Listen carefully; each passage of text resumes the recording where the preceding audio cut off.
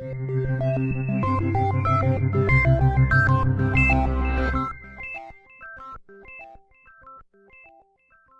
the 3rd millennium BCE, Mesopotamian kings recorded and interpreted their dreams on wax tablets. 1,000 years later, ancient Egyptians wrote a dream book listing over 100 common dreams and their meanings. And in the years since, we haven't paused in our quest to understand why we dream. So, after a great deal of scientific research, technological advancement, and persistence, we still don't have any definite answers, but we have some interesting theories. We dream to fulfill our wishes. In the early 1900s, Sigmund Freud proposed that while all of our dreams, including our nightmares, are a collection of images from our daily conscious lives, they also have symbolic meanings, which relate to the fulfillment of our subconscious wishes. Freud theorized that everything we remember when we wake up from a dream is a symbolic representation of our unconscious primitive thoughts, urges, and desires. Freud believed that by analyzing those remembered elements, the unconscious content would be revealed to our conscious mind, and psychological issues stemming from its repression could be addressed and resolved. We dream to remember. To increase performance on certain mental tasks, sleep is good, but dreaming while sleeping is better.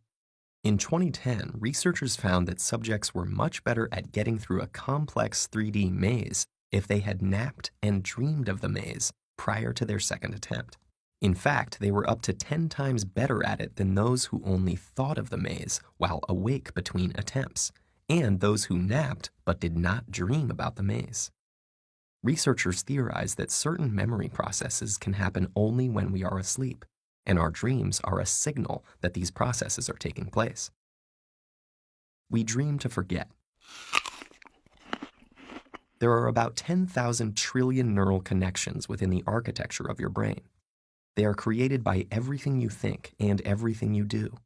A 1983 neurobiological theory of dreaming called reverse learning holds that while sleeping, and mainly during REM sleep cycles, your neocortex reviews these neural connections and dumps the unnecessary ones.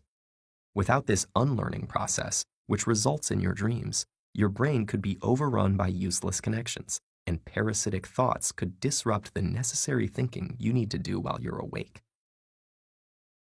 We dream to keep our brains working. The continual activation theory proposes that your dreams result from your brain's need to constantly consolidate and create long-term memories in order to function properly. So when external input falls below a certain level, like when you're asleep, your brain automatically triggers the generation of data from its memory storages, which appear to you in the form of the thoughts and feelings you experience in your dreams. In other words, your dreams might be a random screensaver your brain turns on so it doesn't completely shut down. We dream to rehearse. Dreams involving dangerous and threatening situations are very common, and the primitive instinct rehearsal theory holds that the content of a dream is significant to its purpose. Whether it's an anxiety-filled night of being chased through the woods by a bear or fighting off a ninja in a dark alley, these dreams allow you to practice your fight or flight instincts and keep them sharp and dependable in case you'll need them in real life. But it doesn't always have to be unpleasant.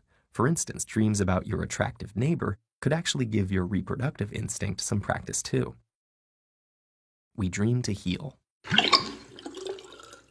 Stress neurotransmitters in the brain are much less active during the REM stage of sleep, even during dreams of traumatic experiences, leading some researchers to theorize that one purpose of dreaming is to take the edge off painful experiences to allow for psychological healing.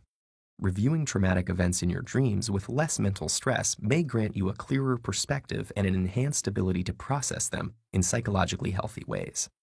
People with certain mood disorders and PTSD often have difficulty sleeping, leading some scientists to believe that lack of dreaming may be a contributing factor to their illnesses. We dream to solve problems. Unconstrained by reality and the rules of conventional logic, in your dreams, your mind can create limitless scenarios to help you grasp problems and formulate solutions that you may not consider while awake. John Steinbeck called it the committee of sleep, and research has demonstrated the effectiveness of dreaming on problem solving. It's also how renowned chemist August Kekule discovered the structure of the benzene molecule, and it's the reason that sometimes the best solution for a problem is to sleep on it. And those are just a few of the more prominent theories. As technology increases our capability for understanding the brain, it's possible that one day we will discover the definitive reason for them. But until that time arrives, we'll just have to keep on dreaming.